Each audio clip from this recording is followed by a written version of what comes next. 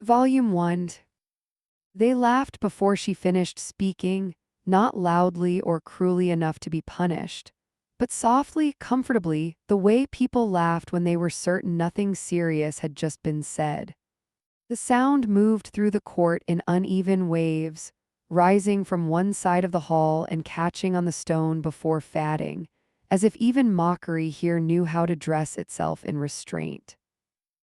She stood at the center of it, hands clasped too tightly in front of her, fingers numb where they pressed together, her shoulders drawn inward despite her effort to remain upright. The stone beneath her feet was cold, but she barely registered it. Her attention was fixed upward, on the raised dais, on the council seated in careful order, and on the Alpha King who had not yet spoken. She had asked for mercy, not for herself, but for someone who could not stand where she stood now, and that distinction was exactly what made the request absurd to them. Mercy in this place was a word reserved for negotiations between equals, for political debts and strategic concessions, not for an omega with no standing, no influence, no reason to be taken seriously. Certainly not during a formal court session, where every word was meant to reinforce order, not test it. She lowered her head instinctively as the laughter faded, heat creeping up her neck, shame settling into her chest with practiced familiarity. She had known this might happen.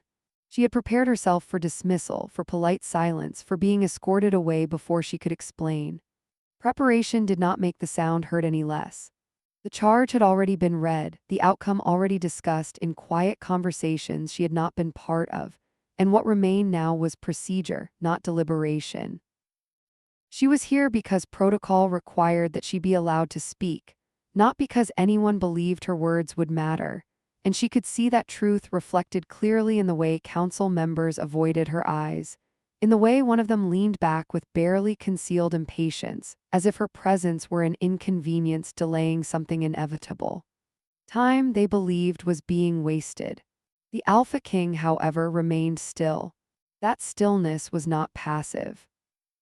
She noticed it because she had learned, over years of surviving without protection, how to read absence as carefully as action.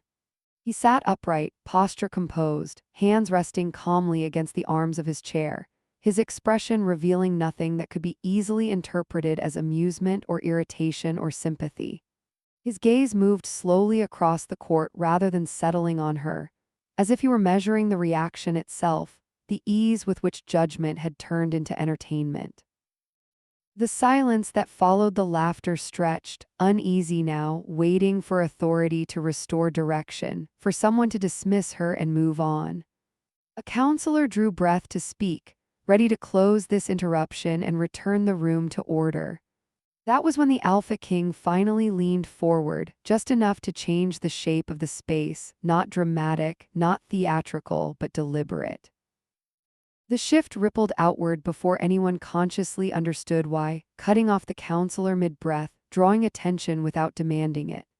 His gaze lifted at last and settled on her, steady and intent, the weight of it pressing into her chest not like judgment but like recognition.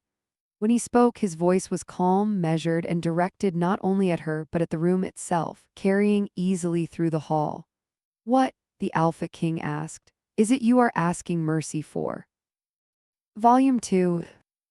The question changed the room in a way no laughter ever could. It did not silence the court immediately, but it unsettled it, loosening the certainty that had been holding everything in place. She lifted her head slowly, the movement careful, as if sudden motion might cause the moment to shatter. The Alpha King was still watching her, his expression unchanged, but the attention felt different now, heavier, more deliberate, as though he had chosen to listen rather than simply observe. She drew a breath, aware of how exposed she was, aware that whatever she said next would not be forgot, and that forgetting was usually the only mercy she was ever granted. "I'm asking it for him," she said at last, her voice quiet but steady, carrying farther than she expected in the open space of the hall. A murmur passed through the council again, sharper this time, edged with irritation rather than amusement, because this was no longer amusing. Someone scoffed softly, another shook his head, already convinced this was theatrics born of desperation.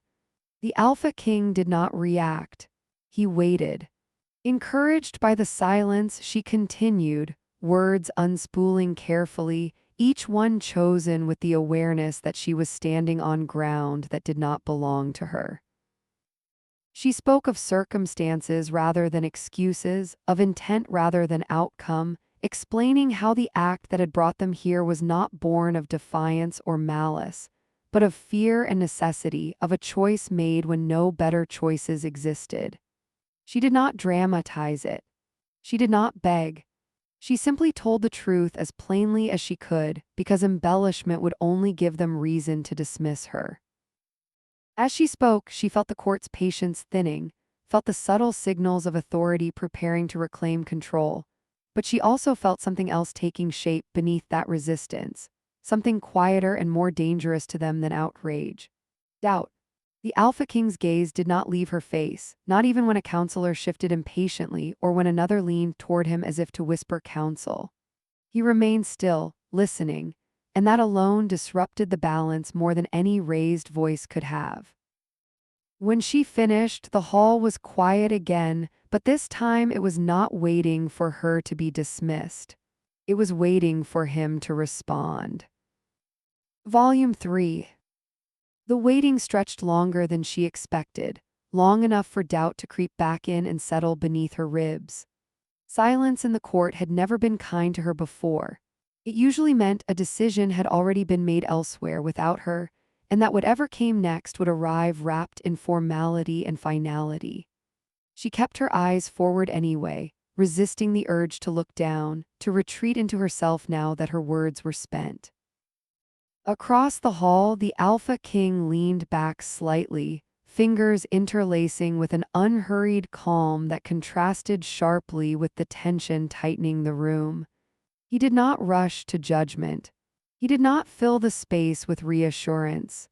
He let the weight of what she had said linger, forcing the court to sit with it instead of brushing past it.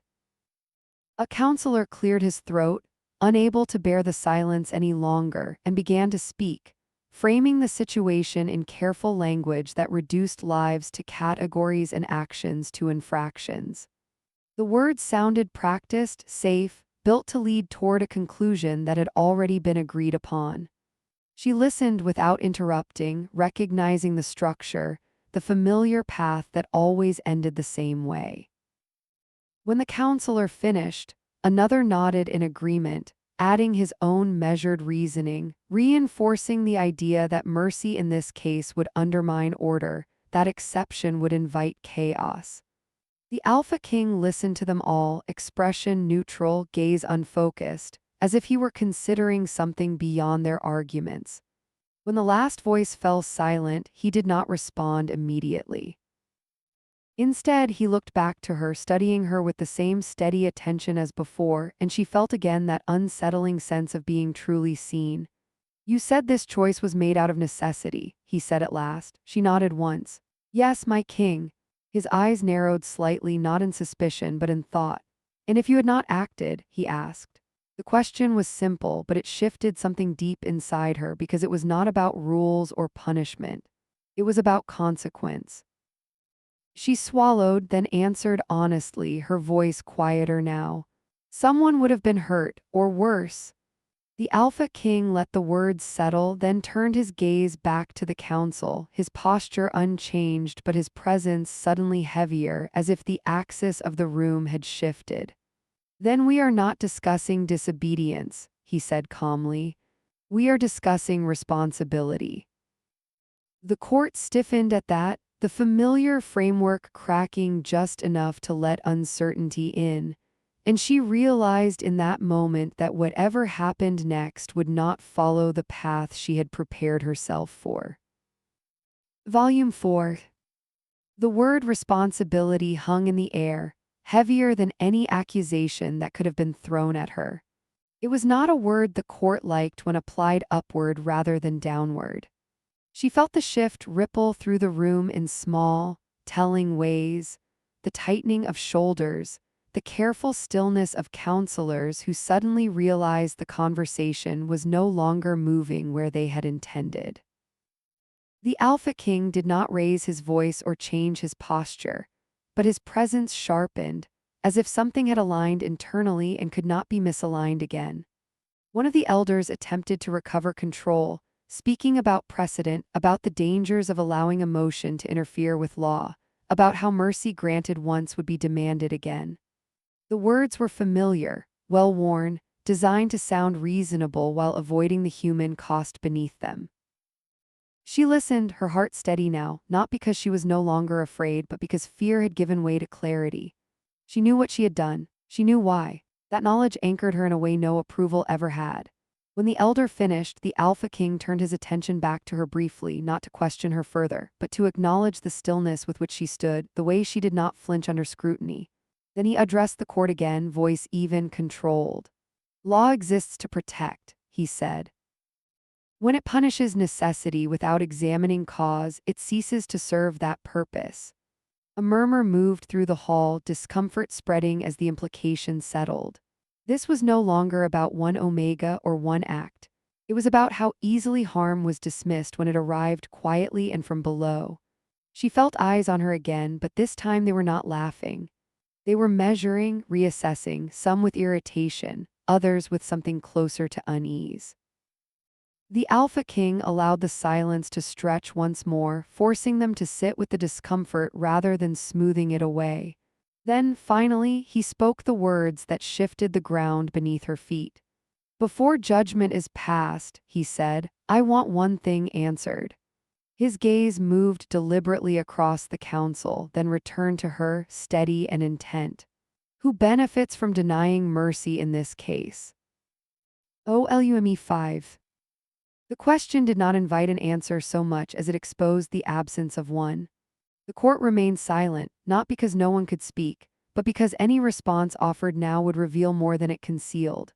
She felt the tension coil, sensed the discomfort ripple outward as counselors exchanged brief glances, each calculating how far honesty could stretch without snapping something vital.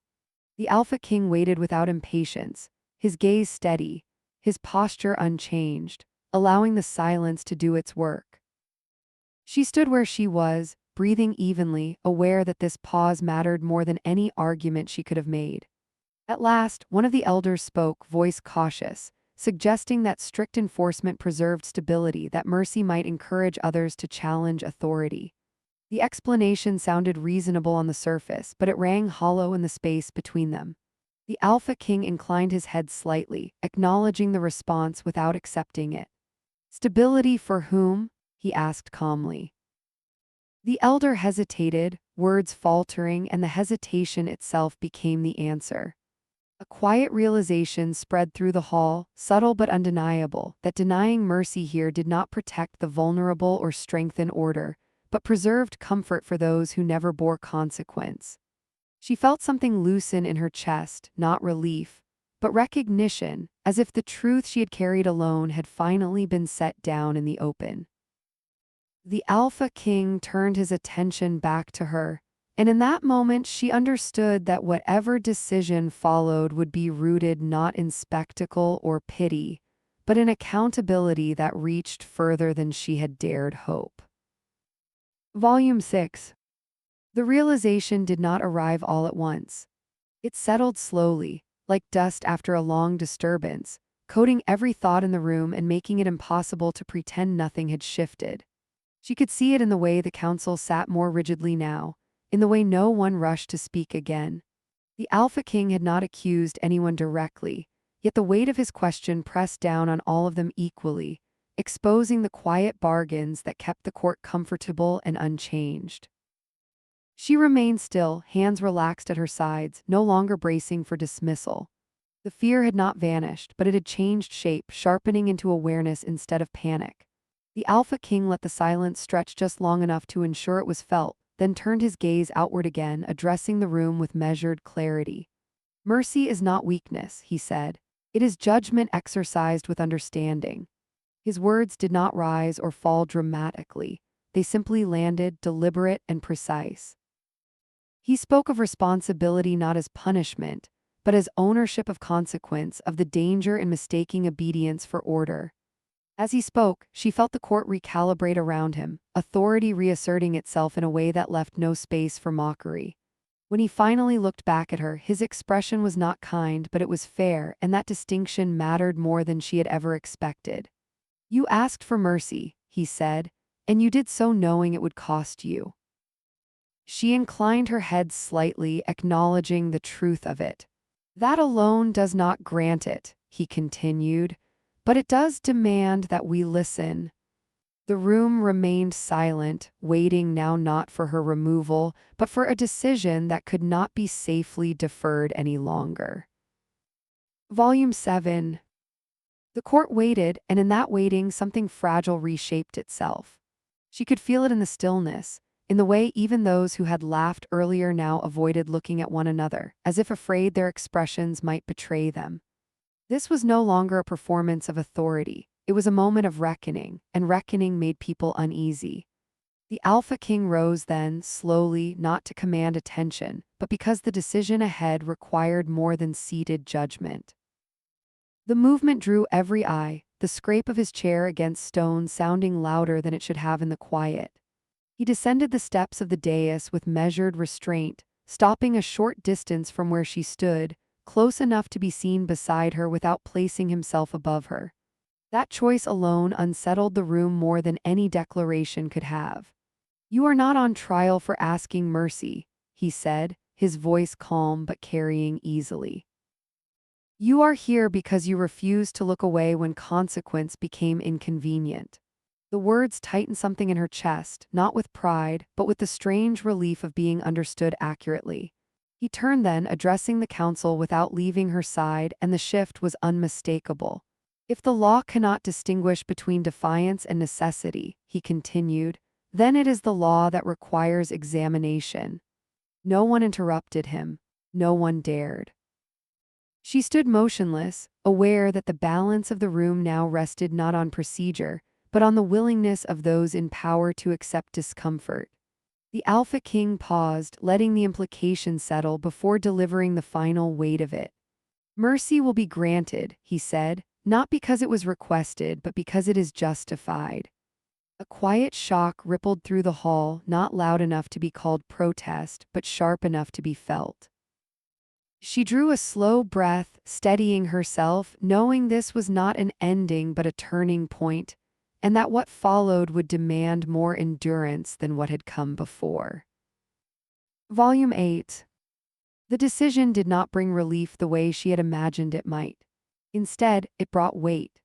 Mercy, once spoken aloud, carried consequences that could not be quietly undone, and she felt those consequences settle over the court immediately. Whispers stirred and died in the same breath, restrained by the Alpha King's presence but alive with recalculation. She sensed it in the way some faces tightened, in the way others watched her now with something that bordered on resentment rather than dismissal. Mercy granted in public had a way of unsettling structures built on quiet certainty. The Alpha King did not allow the moment to linger sentimentally. He straightened, gaze sweeping the hall with renewed focus, and continued as if this were only the first necessary correction. "This judgment does not erase what led us here," he said evenly. "It exposes it." His words drew a sharp line between compassion and absolution, and she recognized the intent behind it.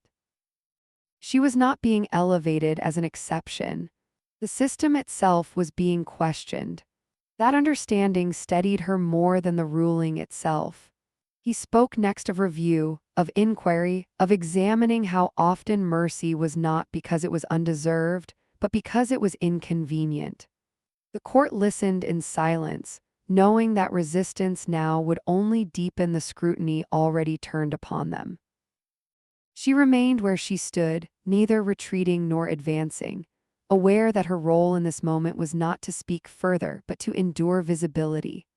The laughter that had greeted her earlier felt distant now, almost unreal, replaced by a tense quiet that acknowledged something had been irrevocably altered.